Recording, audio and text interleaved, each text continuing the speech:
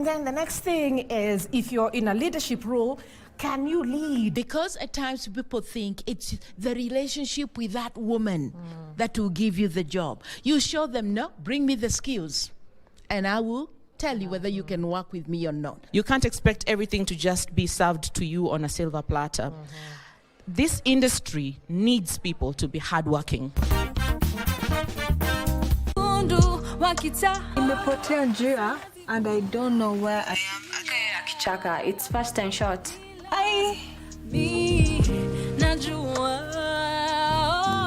Umesikia sauti? Meza jilala. Kitui mtoto wako wako wapi? Sasa hii stress inatoka wapi? Hakiu mlevi asikuja hapa na makelele zake. Mbona kuna makelele huko nje? Msichana wetu amerudi. Sisi ndio tunafaa kuja kuulizia maendeleo ya kesi ya mtoto wetu ama ni wewe?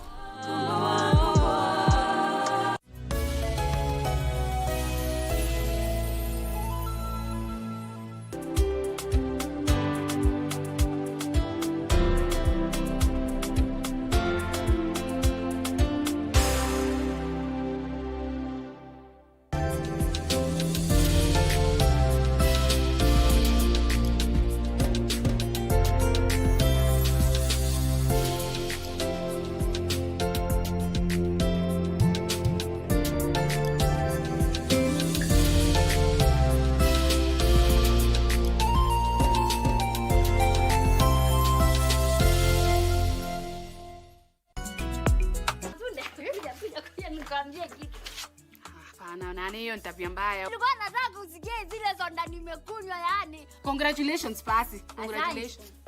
What kind of food is this one? Nini chakula gani? Uliitisha nini? You are absent-minded. Are you really okay? Sasa hisi ndio nataka influence. Mwambie tengeneze ikae more presentable. This one you can edit. Unaongeza kachumbari hapa kando, unaweka nyama. Excuse me. Leta story sasa. Wacha nini na hawa watu wanaitwa wanaume? Mimi usineke kwa hiyo mix yako. Mbona Chemasundo ya rekodi kitu iweke kwenye mtandao? Mimi kusema ukweli, nilikuwa tu nimekaa ngaona simu. Hiyo ni vitina. Na acha nikwambie kama kitu injasemwa na mwato wewe. Isino propaganda by the way. Tuko majo, tunangoja season 2. Got the fear of missing out? Want to keep up with all the latest entertainment news and latest celebrity gossip? From the latest rumors to popping events to the newest fashion trends, here is where you get all the tea or juice when it comes to entertainment, and you get it served on time. All that and so much more on Grapevine every single Monday only on KBC Channel 1. Remember, if you did not see it on Grapevine, then it most probably never happened.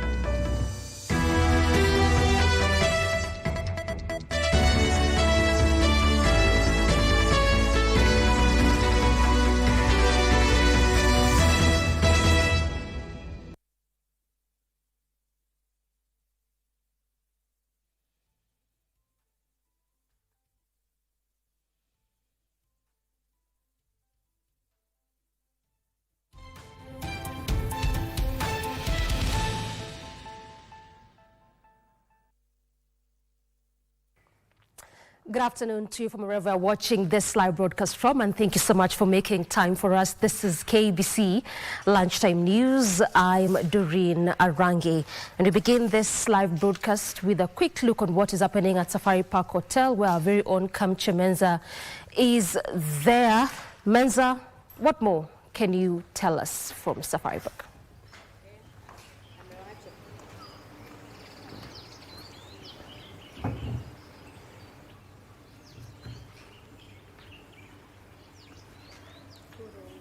Well, a very good afternoon to you back in studio, Doreen Arange. Like you said, today the country joins the world in marking the International Day for Universal Access to Information. And of course, where we are right now is that the government, as well as the Commission on Administrative Justice, Katiba Institute, the Media Council of Kenya, and also different partners in ensuring that the public gets or receives information, have gathered here to see the challenges and, of course, the steps that have been made in ensuring that that access that is important for the public to hold authorities into account, or ensure that there is transparency, have been here since morning to try and take stock of any challenges and the steps that have been made. So without further ado, allow me to bring on board Commissioner, or the Vice Chairperson for the Commission on Administrative Justice, Madam Dorothy Gemator. CAJ plays a critical role in promoting access to information for the public. How has it been? Do you feel like the public has had easy access to this information, or are there still challenges that exist? Yeah, you are right. There are quite a number of challenges that exist. The information is readily available for the public to consume it. The problem seems to be that we might be having an awareness issue where the public does not seem to understand how to access that information. Therefore, as a commission, we have put in place certain mechanisms of ensuring that the public can access the Ombudsman's office.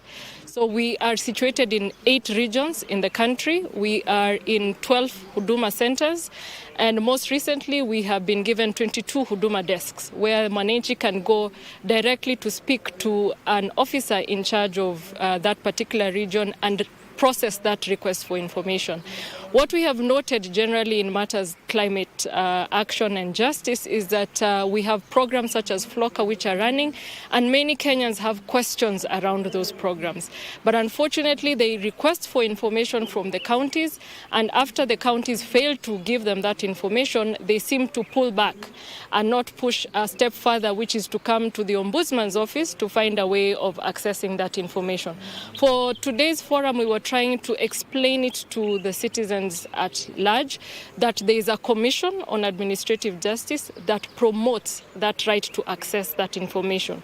So you can visit either our offices, which are located in the 8 regions. You can visit our Huduma centers that are there, or the 22 desks where we are sharing services with other public institutions, and request for that information or appeal against the decision of the institution to fail to give you that information. So that is what we are trying to do, and one of the reasons we had the PS of ICT and digital economy is because we are partnering together to see how government can digitize its records, and therefore when Mwananchi wants to access that information, they can do so using AI tools, which he has mentioned shall be available to Mwananchi, and also when they use those tools, that the information will be readily available to access. So that is one of the main issues that we are trying to work with that particular ministry to ensure that all records, the government records, are in a digital format, are readily accessible and usable by the Kenyan people. Maybe my last question, what kind of information do you think is valuable to the public for it to be able to hold leaders to account? All types of information. Any information that affects you as a Kenyan citizen, that may curtail your rights under the Constitution, is information that should be available to you.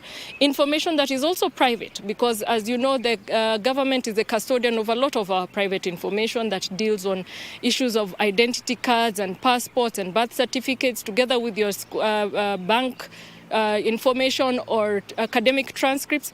All type of information that is personal is available to you as the owner of that information. Then you have information that is held by the government on behalf of the people. That will be information probably touching on procurement contracts, information touching on EIA reports in the environmental sector, all this type of information touching on anything that is being done by the government on behalf of the Kenyan people should be accessible to the Kenyan people. There are certain limitations limitations towards the type of information that is available to the Kenyan people, and therefore there's an access to information law that shows the type of information that is not available to the Kenyan citizen for various reasons, one of which would be security, another would be information that would interfere with somebody else's data, and then information that would affect our economy as a country. So the Act is very clear on what information that is not available to you, but as it stands, a lot of information is available. But most importantly, there's something we commonly refer to as proactive disclosure of information, and this is where public institutions are required to publicly disclose that information without a Kenyan citizen prompting them to do so. And that type of information should be available in their websites, in their offices. When you request or visit a public institution, they should be able to give you that information readily. Then lastly, the access to information law is not limited to public institutions. It also covers private institutions. So you'll find that there are certain institutions that are private that have information that belongs to you as a Kenyan citizen. You have requested for that information, but that private institution is not giving it to you, and therefore they are interfering or curtailing your right to access that information.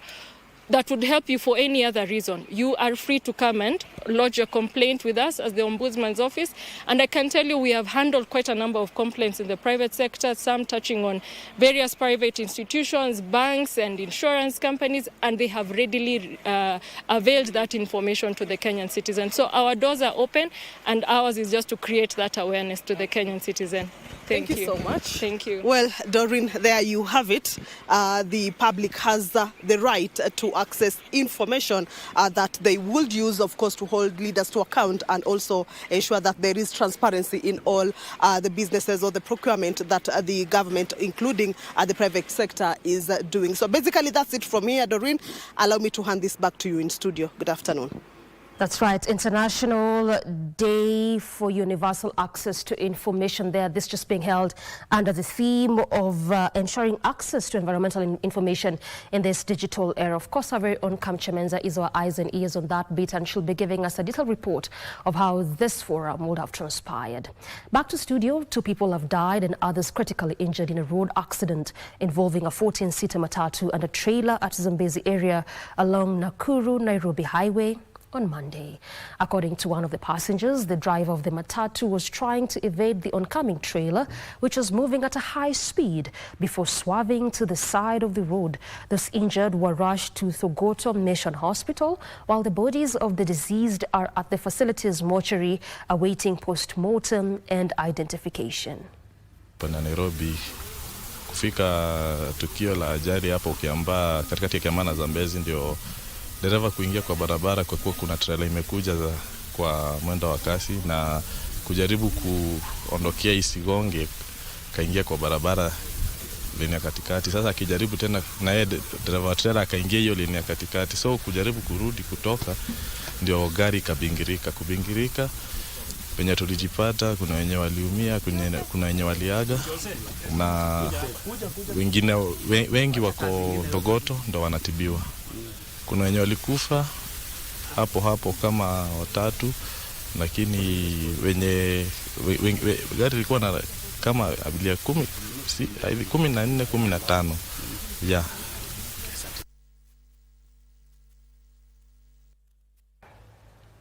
Junior secondary school teachers in Kajiado have joined colleagues across the country in pushing for autonomy from primary schools. The teachers say they are grappling with heavy workloads, understaffing and lack of motivation as they handle large numbers of learners without adequate support. They're now demanding that junior secondary school tutors be allowed to specialize in their teaching areas and that the government employ more teachers permanently.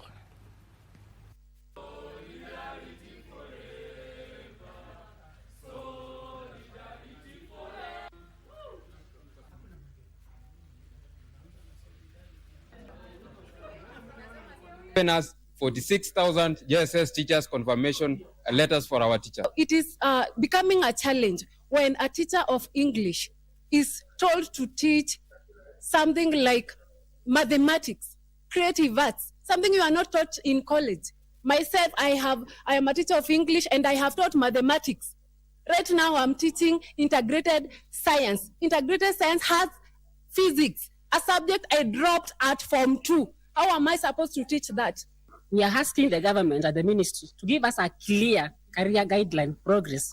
Where are we? After C2, after C3, where are we? Are we going to be head teachers of these schools, or are we going to be the principals of this school? The government is firming up its shift to an electric government procurement system, with the State Department for Public Investment and Asset Management saying all tenders must now be processed digitally. Principal Secretary Cyril Wagunda said the shift is meant to enhance transparency, cut costs and curb corruption. This even as counties and state agencies continue to be trained on the new platform. He made the remarks in Nyeri County when he presided over the closing ceremony of a 5-day workshop on the user acceptance training and rollout of IFMIS asset inventory module for counties.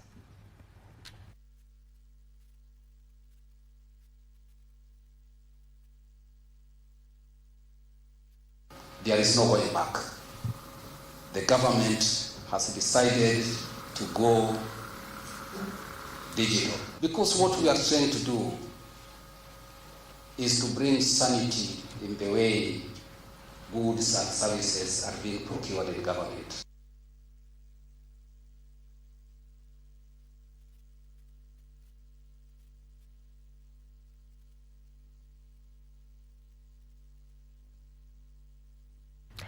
More than 200 domestic animals have been vaccinated against rabies in Homa Bay County as part of the activities to mark World Rabies Day. The exercise, led by Ripple Effect Kenya in partnership with the State Department of Livestock Development, targeted dogs, cats and donkeys, the animals mostly associated with spreading the deadly virus.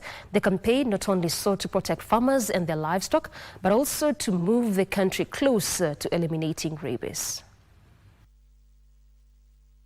We are doing this to prevent the transmission of this disease if any case they may be exposed to this type of rabies disease.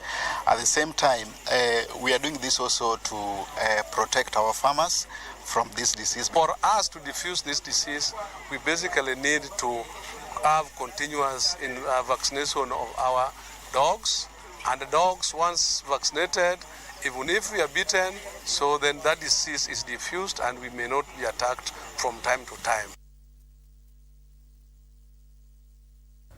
Elsewhere, 150 teacher trainees in Lafay constituency, Mandera County, have been fully sponsored under the Constituency Development Fund in a move seeking to address acute teacher shortages in the area. Area Member of Parliament Mohamed Abdi Khair says the sponsorship program will see the teachers graduate and bring back their expertise to the constituency and beyond, thereby ensuring the learners' quest for education is addressed. Abdi Khair spoke at Mandera Teachers Training College, where he urged more students to consider pursuing teaching as a valuable career pathway. He committed to continue investing in education, infrastructure, learning resources and teacher support through Constituency Development Fund. There are more schools coming up in every year where we have challenges. We will make sure at least we open some other extra schools, so the demand will also be high. One who was supposed to be an engineer and one who was supposed to be a teacher, let them not drop out. We must invest in education. That is the only way that you can assist this society. Please, I encourage you to all join teaching fraternity so that you get use of this opportunity. This opportunity might not be there. Number one, because power is transient.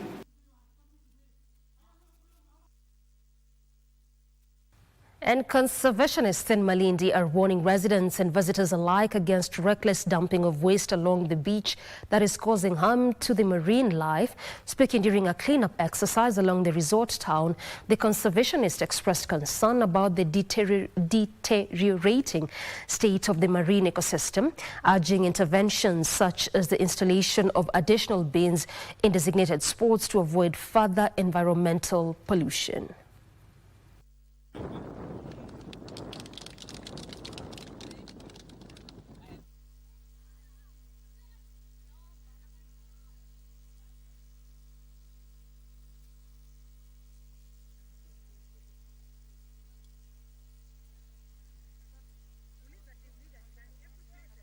They're going to upcycle most of the products, maybe make some magnets, fridge magnets, or also bags from the waste. We do clean up these beaches day by day, but it will only be seen when the litter stops getting into the beaches. We see that there is great improvement due to awareness which was created. Today we are seeing that the beach is not that dirty.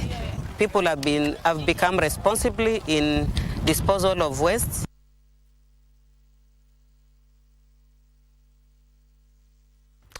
Residents of Gathieko sub-location in Githunguri constituency, Kiambu County, have embarked on a cleanup exercise to clear roads and public places where bushes have overgrown.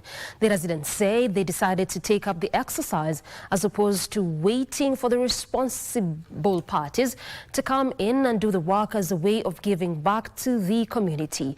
Youth who participated in the exercise called on other young people to take up similar exercises to keep the environment clean for the benefit of all.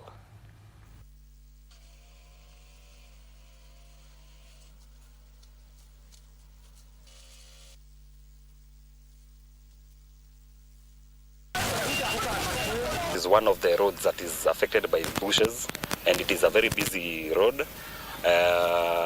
Putting in fact that this road has been in use for the last 2 years. Na hatuwezi goja tukaketi tukasema environment officer ama wale ambao katika department ya forestry ndio watakuja ili waweze kututunzia mazingira yetu. Inaanza na sisi wenyewe kama binafsi.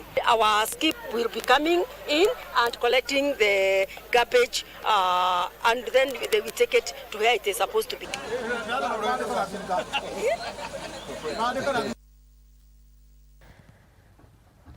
In Mombasa County, residents of Mjambere ward have benefited from the creation of 5 community-based organizations that aim at empowering them economically while addressing challenges they face as a community. The CBOs established by the area member of County Assembly, Amria Juma Boy, will focus on garbage collection, fresh water distribution and beauty, as well as cosmetic businesses, among others. Beneficiaries who attended the launch welcomed the move, noting that the CBO will provide opportunities for self-employment.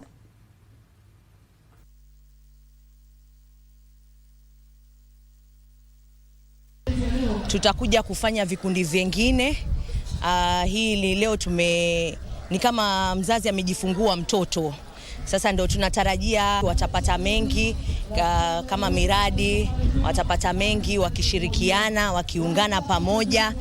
Mambo ni mengi lakini tuanzeni polepole, tutafika na Mungu akipenda atatuwezesha. Msichelewe sana wadogo zangu, naomba tafadhali mjitokeze kwa wingi, msikae tu majumbani. Vitu ni vingi sana. Kuna makeup, kuna driving, kuna na vitu vingi sana tunatarajia kutoka kwa mama yetu kwa kupitia Gavana Msoma Sharif Nasir. Kwa na waomba wenzangu wadogo, mtoke kwa wingi, tuacheni miadarati, tuacheni mwogoka, tuacheni mkatu idol. Mradi huu wa CBO ama ambao umeanzishwa na Mheshimiwa Mria utawafaidi sana wazee wa mtaa wa eneo hili la Mjambere.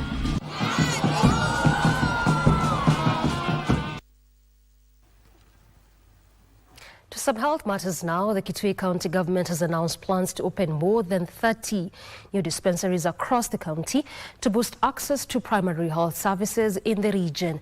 Speaking during the commissioning of Masavi and Sosoma dispensaries in Nguni Ward, Governor Dr. Julius Malombe said the move is part of efforts to decentralize health services and bring them closer to residents. The governor noted that once operational, the facilities will ensure that every decentralized village unit has at least one dispensary, reducing the burden of residents who have had to travel long distances to seek medical services.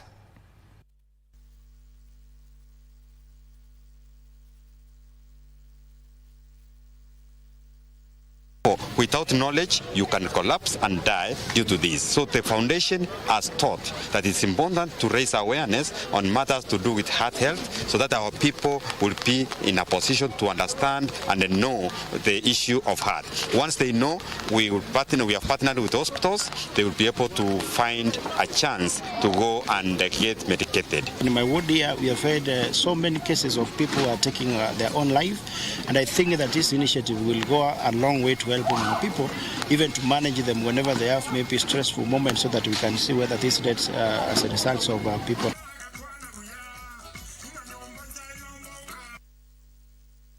A growing crisis in maternal health care has come to light as health officials report that underage mothers are being detained in hospitals after delivery due to their inability to pay medical bills.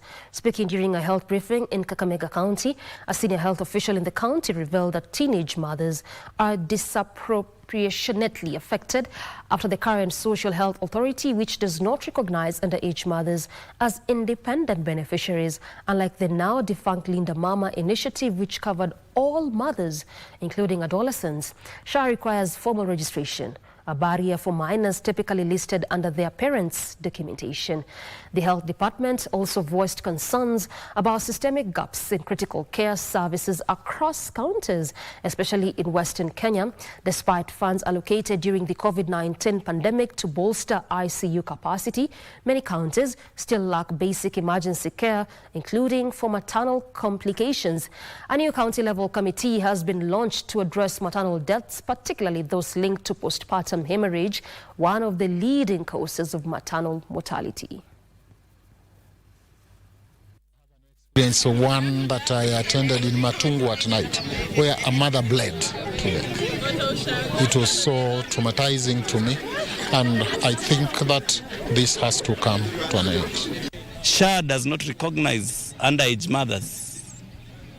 So when an underage mother delivers in the hospital, how do they live? Because they are registered under their parents. Can we ensure that our systems are able to address that? And therefore, I want to appeal to all community health promoters to map out all pregnant women in the community and be able to link them to their link facilities for prompt management. The Ministry of Health, in collaboration with the non-governmental organizations, have conducted a community-driven campaign in Burat Ward, Isiolo County, aimed at reducing rising cases of teen pregnancies.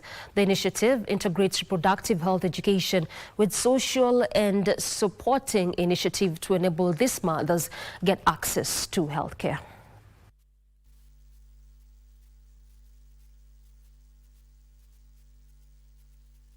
Especially in GBV and also adolescent pregnancy. We are at 17% in the whole country. And also this year, the teenage pregnancy of girls between the age of 10 to 14 is on the rise. We have a tournament, peace tournament, where we bring together the different community who lives in Burat area. Why Burat? Burat is because this area is the majorly and the area of conflict where different community lives. That is Turkana and Somali mainly. So now that at least we have 4 groups from this area who are boys groups, so we try to say like how can we maintain them to be in the groups and how can we even mentor them in their groups. Tumeweza kufundisha mambo ya reproductive health kama vijana, FGM, mambo ya gender based violence, mambo ya early marriages. Tumeweza kufunza yote. Mbeleni tulikuwa tunapata kwa mashule peke yake, lakini saa hizi tunashukuru Mungu pia tumeweza kufunzwa na Masiko na MDP.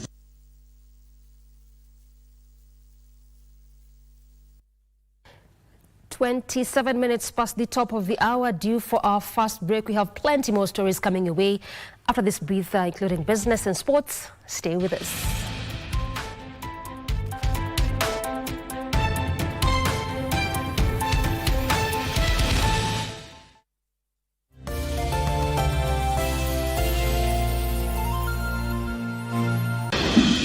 Jeshi la Ulinzi la Kenya KDF linawatangazia zoezi la usajili wa Kenya ambao wangependa kujiunga nao kama wanajeshi. Zoezi hili litafanyika mwezi Oktoba mwaka huu. Usajili ambao utafanyika ni wa General Service Officers GSO, Cadets Regular and Graduates, Specialist Officers, General Duty Recruits, Tradesmen and Women and Defense Forces Constables. Je, una ndoto za kutumikia taifa la Kenya kama mwanajeshi? Kwa maelezo zaidi tegea KBC Radio Taifa tarehe 4 mwezi Oktoba, punde tu baada ya taarifa ya habari ya saa 1 usiku. Kadhalika, kwa maelezo zaidi ya wale ambao wangependa kujiunga na jeshi la Kenya, tembelea tovuti ya www.mod.go.ke. Kumbuka, tendo la hongo na ufisadi wa aina yoyote ni kinyume cha sheria na hakuna anayeweza kushawishi usajili wako, kwani zoezi hili ni bila malipo kwa wote ambao wangependa kujiunga na jeshi la Kenya. Ukikubali kuadaiwa, utapoteza pesa na mali yako na kuishia korokoroni.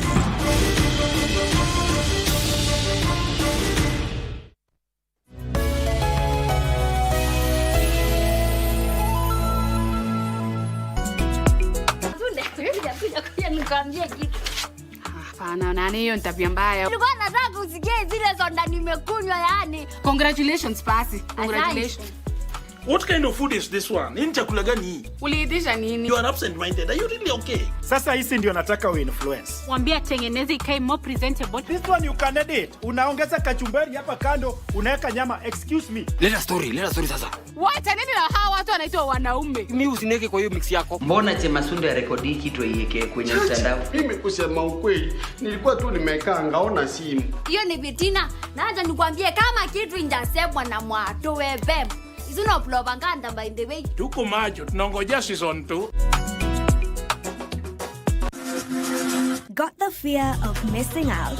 Want to keep up with all the latest entertainment news and latest celebrity gossip? From the latest rumors to popping events to the newest fashion trends, here is where you get all the tea or juice when it comes to entertainment, and you get it served on time. All that and so much more on Grapevine every single Monday only on KBC Channel 1. Remember, if you did not see it on Grapevine, then it most probably never happened.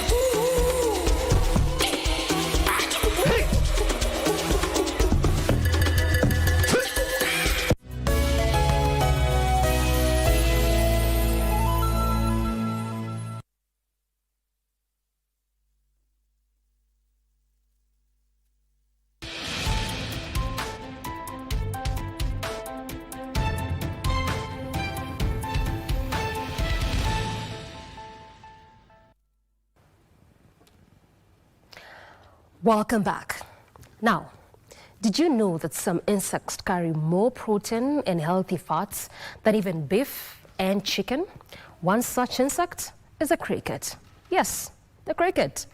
And which groups of women in Marsabit and Samburu counties are raring to fight hunger, provide for their families, and challenge a culture that often keeps them silent. Our environment reporter Opicho Chemtai brings you their extraordinary story of resilience, of how crickets, small as they are transforming lives in northern Kenya. A proof that sometimes the smallest solution bring the biggest change. Take a look.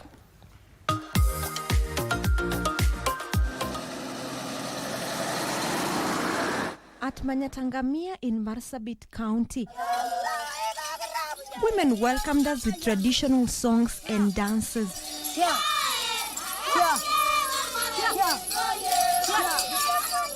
Their colorful regalia and beads shine as they led us to a project that is reshaping their future, that is cricket rearing.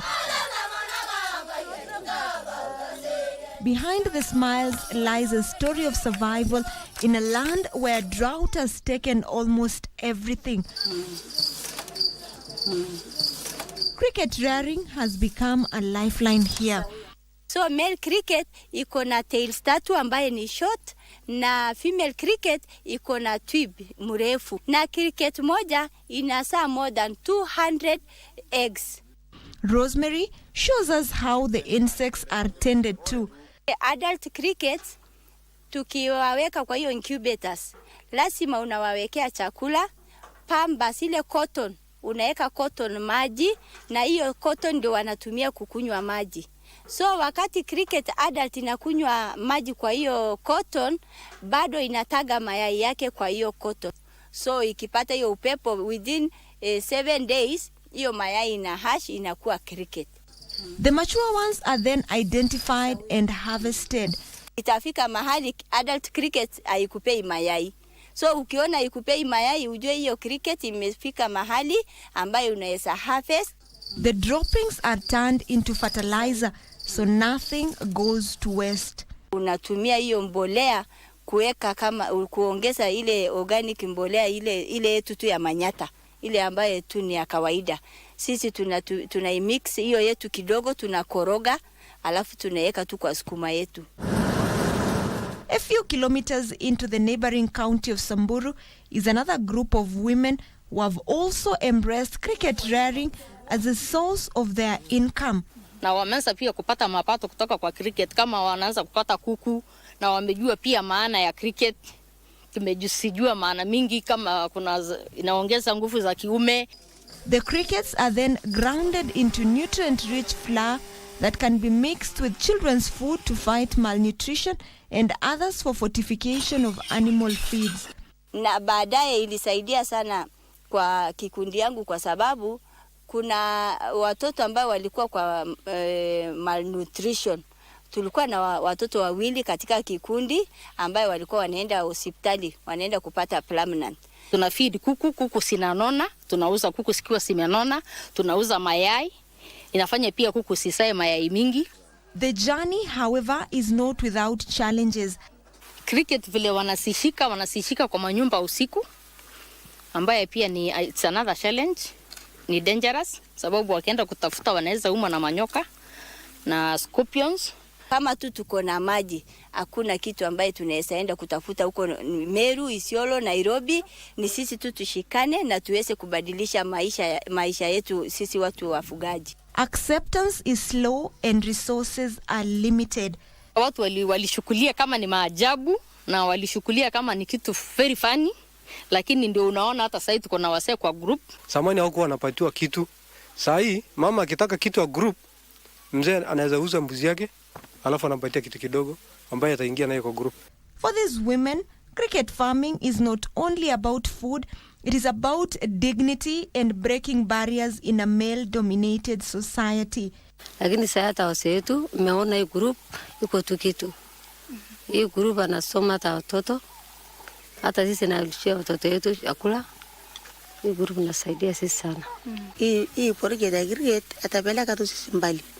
Kama tumeshika kabisa na hii kitu samani sisi tunasarau tumekuja sasa kujua ni kitu ya maana. Frederick Owino, the Monitoring, Evaluation and Communication Officer at CODAID, said some insect species can be instrumental in value addition along the food chain. If you take like 100 grams of crickets and you're looking at the protein profile, you'll be able to get between 50 to 70% of 100 grams.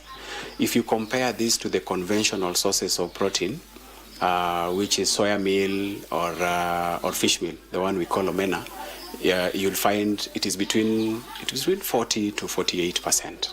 In these arid and semi-arid areas, often synonymous with nomadic lifestyles, insect rearing is changing livelihoods. This is one project that was inspired by the last desert locust invasion in Kenya. And the whole essence of that was looking at if we ever have the next desert locust invasion, can we be able to harvest them and use them for food and feed? From hunger to hope, these women are showing that even the smallest creatures can spark a big change. Kama kilo ya crickets inatoka 2,500. Kwa nini sisi tusiende kufanya hii kazi ya cricket? Hapo sasa ndio wamama walipata changamoto, wakasema kama ni cricket iko na pesa, lazima mama abebe crickets. Diversifying livelihoods among the pastoralist community through insect value chain is an initiative that has been embraced and adopted by these women that has not only make them food secure but also climate resilient. Opicho Chemtai reporting for KBC Channel 1 from Marsabit County. Thank you for that report, Opicha Chemtai. And now Kenyans are being urged to embrace domestic tourism and sample the beauty and the unique heritage this country has to offer. Stakeholders in the tourism industry say most advanced countries have taken advantage of their local population to support the sector, moving away from international tourism that has become erratic. The team made an appeal at Emara Ole Sereni Hotel, where they had been hosted, in appreciation for supporting domestic tourism that is gaining traction in Kenya. Emara Ole Sereni and Ole Sereni, which is a homegrown Kenyan brand, supports domestic tourism. We get a lot of MICE requests, we get a lot of requests from NGOs for the meeting. We make sure we honor them. We have facilities to make sure which are conducive for meetings. We make sure that our cuisines are tailored according to the local tastes.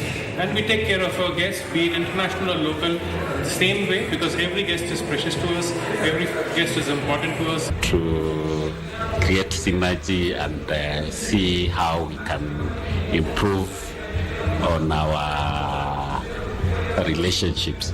Yes, that's why we are here.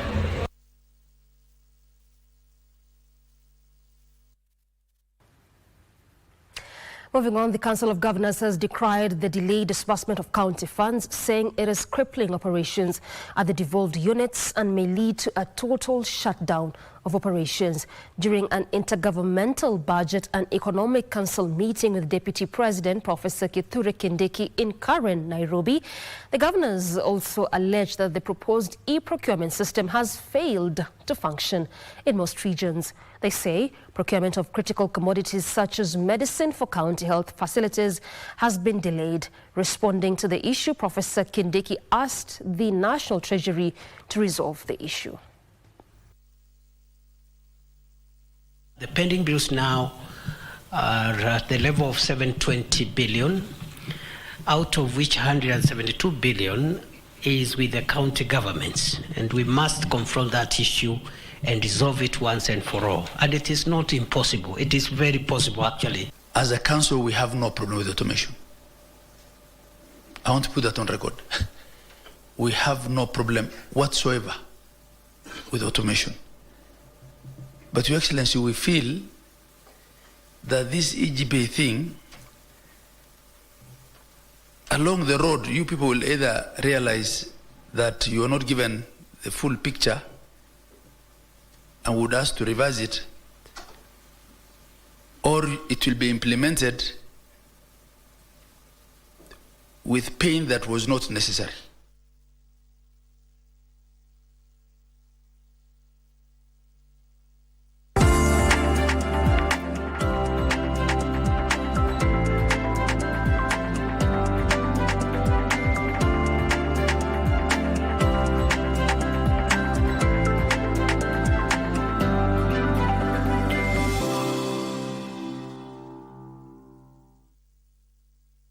Time for your day's business news now. Njoroge Wachira has been appointed as the new Pyrethrum Processing Company Board Acting Chief Executive Officer as the government plans major changes in the Pyrethrum Sub-sector. Agriculture PS Paul Rono says plans are underway to further incentives in the Pyrethrum Sub-sector through private-public partnerships, ventures and additional regulations that will allow farmers to increase their earnings. The board has been encouraged to institute policies and carry out reforms that will attract investment and also further formalize the sub-sector.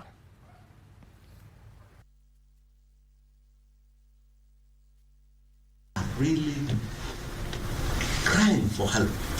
They are requesting us to support them, and they are ready to work with government, because this is a product, if it is well managed, we can sell a kilo more than the 300 now to almost 500 to 1,000 shillings. This is a sector where a kilo of it is more expensive than a kilo of other products. It's a sector which all of us, we need to move away from the routine mechanism to a new route, which might be very rough, but it's a route for success, a route for prosperity, and a candidate for that. So management, I expect you to behave, and the board, I expect you to make sure that you streamline this institution so that we have a better institution for our next generation. The Kenya Electricity Transmission Company Limited has completed the grid restoration project on the Loyangalani-Suswa 400 kilovolt double circuit transmission line. Energy CSO and who commissioned the line, said the restoration would enhance the evacuation of up to 300 megawatts power from the Lake Turkana wind power plant.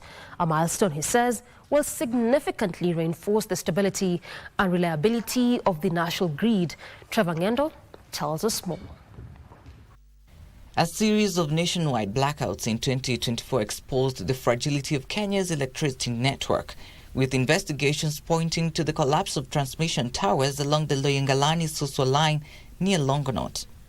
The damage forced the Kenya Electricity Transmission Company Limited to rely on temporal bypass structures which led to frequent power interruptions and heightened concerns over the grid's reliability. Behind me is the Loyangalani-Susur transmission line, now fully restored after months of repair. What this upgrade now means is that Kenya can now evacuate up to 300 megawatts of wind power from Lake Turkana, boosting grid reliability with cheaper and cleaner power. The restoration project involved the design, supply and erection of 6 new towers to replace the collapsed ones, together with conductor stringing and optical ground wire installations. Works were undertaken by MLEC Engineering Limited under a contract signed in November 2024 at 46.1 million shillings. Temporary towers that you are seeing on our right were meant to just ensure that we can evacuate at least some power from Lake Turkana. It has been carrying the full load, but due to the constraint, because one circuit is supposed to carry almost 200 megawatts. In so many instances, it has gone beyond the design of 200 megawatts, which is a risk we took as a company. Energy Cabinet Secretary Opio Ndai says the restored line will improve investor confidence and guarantee stable power for industries to support Kenya's drive toward industrialization. We have worked tirelessly to ensure that everything is done to reduce chances or possibilities of national outages. What we have been left with are just localized outages. But even those ones, we have made a commitment over time that whenever they happen, we must restore power in the shortest time possible. Ketraco Acting Managing Director Engineer Kip Kemboi Kibias notes that restoring both circuits has reinstated the N1 contingency, a vital safety buffer that enables the grid to absorb unexpected faults without triggering widespread outages, forming part of broader ongoing efforts to strengthen grid reliability and expand Kenya's transmission infrastructure. There were problems between Malindi and Garsen and Lamu, and we brought one of the major with all reinforcement that you see here and even much more, because we did piling towers, and that was one of the major restoration we've done within this financial year.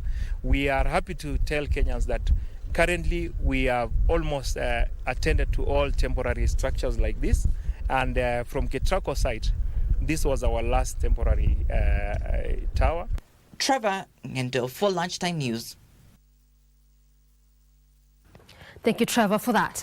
And Africa's insurance sector is preparing for a technology overhaul as industry leaders call for rapid adoption of AI to cut costs, streamline operations, and bring millions of uninsured customers into the market. Players at the Insure Tech Forum in Nairobi said only 1% of insurance operations in Africa leverage AI capabilities, a figure expected to balloon to 80% within the next 5 years.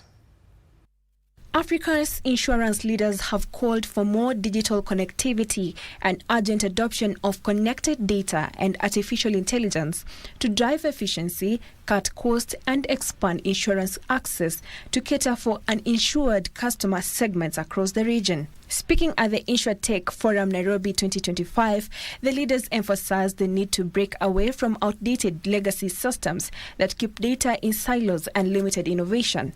The insurance industry generally has lagged behind because of the smaller margins, loss ratios, typical uptake of insurance products. You find they're very constrained in their ability to expand and innovate. So whereas other industries have, higher margins, they can expend some time to experiment, innovate, invest ahead of the curve. You find in insurance until it becomes a real challenge. Experts say insurers ought to overcome low margins, slow growth, and legacy infrastructure to innovate effectively. AI is a very good tool for really transforming the insurance industry, and we think that over the next 5 to 10 years, artificial intelligence will have a much more profound change in the insurance industry than probably any other industry out there. We are talking about this era of AI. So you will see a lot more interconnected systems, and you'll see a lot more use of AI and the adoption. The second thing that you will see is that it will be very member-centric. In this era of AI, we will have more personalized, more personalized interactions, more personalized products, and so forth. There's need for communities to embrace chemical-free farming and the traditional practices that support it to ensure sufficient food production. Organic farmers in Mbumbuni, Makueni County say they face a challenge producing sufficient crops because chemical-free farming methods are not being widely adopted. They have, however, praised the efforts of non-governmental organizations that provide training for farmers and promote the preservation of indigenous seeds.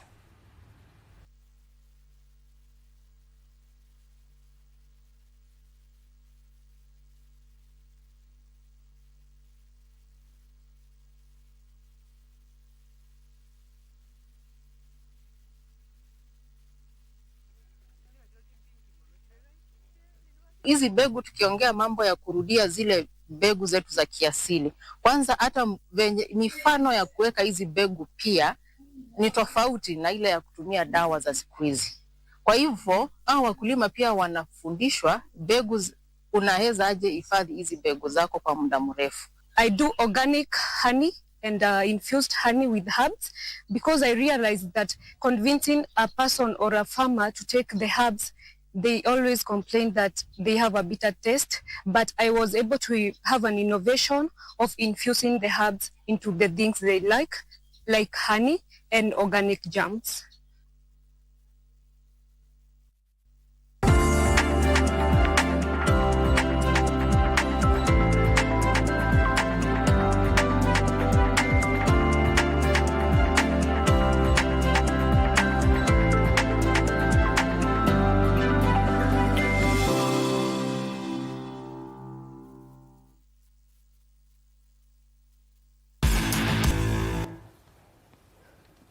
Time for your sporting action now, when Kenyan experienced darts player David Munyura clinched the ticket to represent Kenya in the World Championship after emerging victorious in the just concluded Africa Darts Open at Parklands.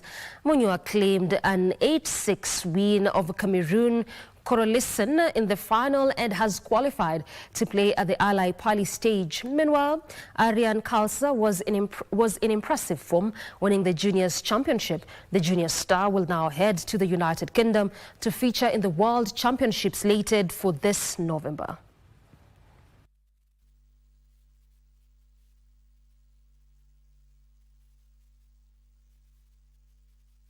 A bit challenging. Wasn't feeling so comfortable in my game. I'm glad I won, but I need to do better for the next games, not the way I played over here right now. 16 or 20 women also taking part within the series, and this time round we've also got a juniors competition which is part of something called the IDSL. IDSL is International Dart School League, which basically there's a lot of countries that are taking part, and all those countries, the juniors, play against each other, the winner of which qualifies to go and play in the UK. Ile mchezo ingine yote na inahitaji uwe na matayarisho ya kweli kabisa na kikamilifu. Sababu yeyote yako hapa kwa kweli amejitayarisha. UK kucheza hizo games za mdos, lakini mimi naenda kumchallenge siku ya leo, ataenda kujua ya kwamba Nakuru kuna wachezaji na Kenya kuna wachezaji ambao wana uzoefu wa kucheza hii mchezo wa darts. 4 teams comprising of former footballers from Kenya, Uganda and Tanzania will contest in a 4 teams East Africa Legends Football Tournament set for tomorrow and Wednesday in Nairobi. The tournament, organized by the Age Watch Africa and Sukon, is a charity tournament in honor of the legends' contribution to the game and society at large. We are using football to prove a point that old age is a phase of life. When you get old, you don't become useless. In fact, you remain so useful because you have that experience that the young people who are following you need. That intergenerational mix. Healthy aging is about breaking stereotypes, and that's what this soccer tournament is doing. We always assume old people, football, how will they play? Can they run? Will they do anything? What's the purpose? That's why older people often find themselves stuck in a little corner somewhere. This football tournament is breaking stereotypes.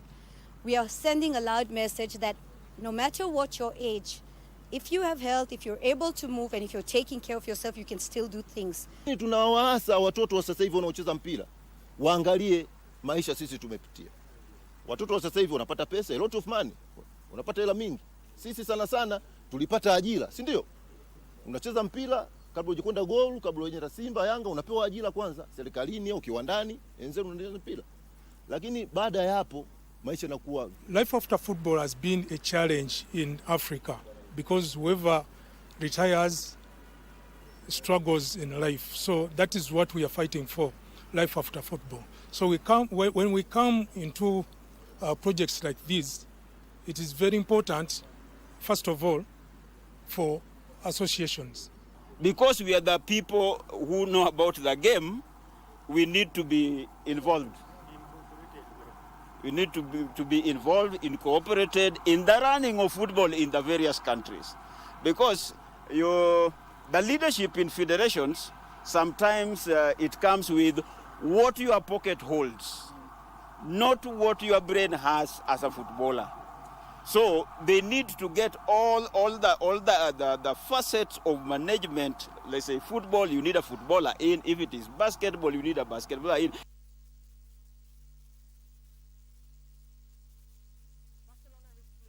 Top sports in the La Liga table after edging out Real Sociedad 2-1 in a hard-fought clash at the Louis Company's Olympic Stadium. Real stunned the host in the 31st minute when Alvaro Odriozola tapped in under Barextia's low cross, but Barcelona drew level just before halftime. Jules scored a rising highs to power in a header from Marcus Rashford corner. The turnaround was completed in the 58th minute through super sub Lamine Yamal, who needed barely a minute on the pitch to deliver a pinpoint cross for Robert Lewandowski to nod home the winner.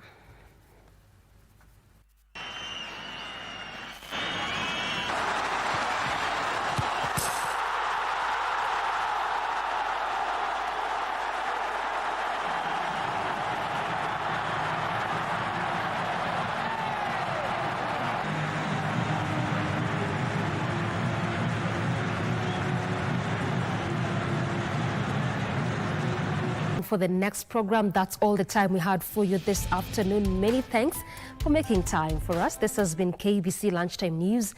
I'm Doreen Orange. Caroline Joroge has been our sign language interpreter. Good afternoon.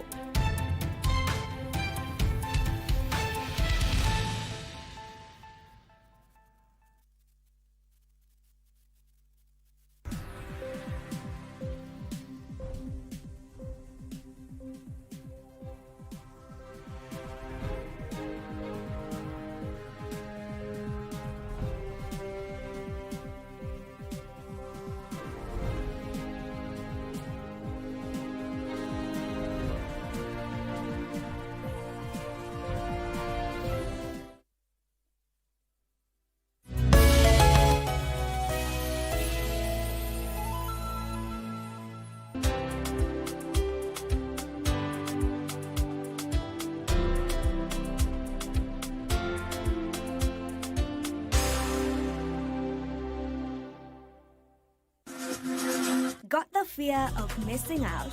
Want to keep up with all the latest entertainment news and latest celebrity gossip? From the latest rumors to popping events to the newest fashion trends, here is where you get all the tea or juice when it comes to entertainment